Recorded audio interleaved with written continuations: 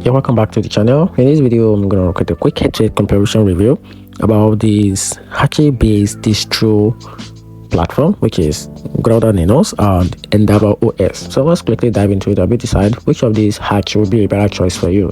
So Garuda Linux is all about look, speed, and convenience. It comes preloaded with performance tweaks, the Zen kernel, gaming tools, and the high-catching themes, making it ready to go Arch experience.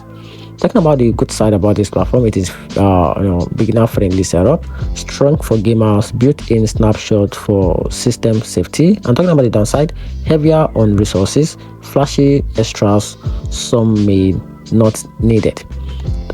Now, talking about the EndeavourOS, on the other hand, gives things light and closer to pure Arch.